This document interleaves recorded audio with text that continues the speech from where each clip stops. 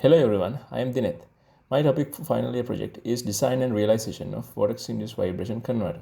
In this project, I am going to design a mathematical model to study the performance of a vortex induced vibration converter and then validate it using a lab prototype. Introduction to vortex induced vibrations.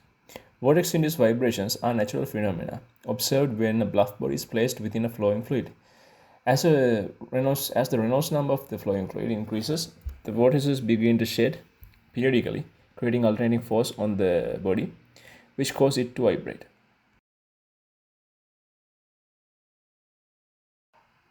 These vibrations can be harmful to structures like high-rising buildings, offshore pipelines. Hence, engineers try to suppress this phenomena while designing these such structures.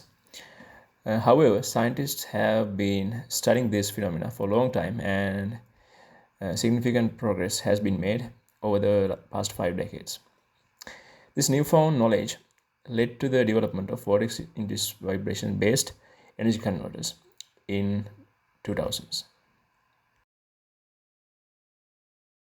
In 2008, Professor Michael Bernissetz and his team from University of Michigan developed a converter called VIVConverterMidEval. This can be considered as the first successful attempt to generate power through vortex-induced vibrations.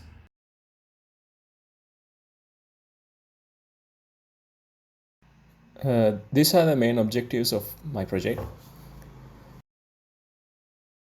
and this is the project timeline. Strouhal number and its influence. The vortex shedding frequency from a stationary cylinder depends on the Strouhal number. It's an undimensional parameter that varies with the Reynolds number of the fluid. It also depends on the factors like surface roughness of the cylinder and mass ratio of the oscillator. For a linear 1 degree of freedom system, peak vibration amplitude occurs at a very narrow bandwidth known as the resonant frequency. Vortex-induced vibrations are self-excited nonlinear phenomena where the large amplitude occurs over a range of frequencies near the cylinder's resonant frequency.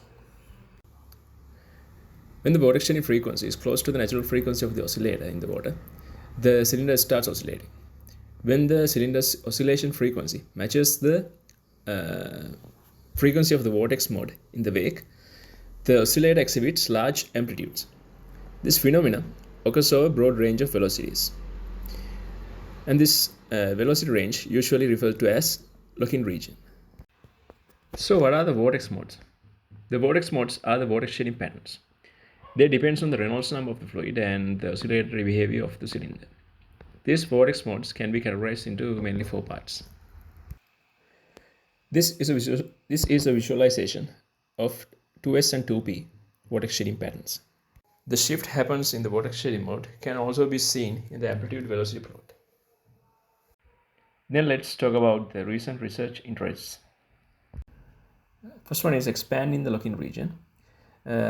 Experiments have been conducted to increase the optimum operating range by linking the vortex-induced vibrations with the galloping phenomenon at the end of the synchronization region at high velocities. New power takeoff systems. Effort to develop more efficient power takeoff systems for maximizing power generation. And next, effects of combined cylinder arrays. Studies have been carried out to optimize the power generation by stacking several cylinders together in a way that the motion of one cylinder complements the others. Let's talk about the identified knowledge gaps and challenges. First one is scaling and real-world implementation. Since this technology is amateur, not enough real-world implementations have been done. Then the next one is long-term effect analysis. Since this is a amateur technology, long-term performance of the device haven't been measured. Then auto parameter control. The parameters like damping can be controlled automatically to maximize the power generation. Project plan for 7th semester. First one is complete the literature survey. You should learn more about the power takeoff systems and mathematical models like wake oscillator model, lift oscillator model, and semi-empirical models. So the next step is to develop the mathematical model. Mathematical models are already available to predict the vortex-induced vibration behavior, but modeling the complete behavior is impossible task. we should develop a mathematical model to predict the performance in the lock-in region. Then the model will be implemented using MATLAB. Then CFD analysis should be carried out to complement the mathematical model. And by the end of this semester, we should finish the design of our prototype with appropriate scaling. We are planning to do the testing in the fluid or mechanical lab. So the scaling should be done according to that. And in the next semester, we are going to do the fabrication work and testing. That's it for this video. Thank you very much for listening.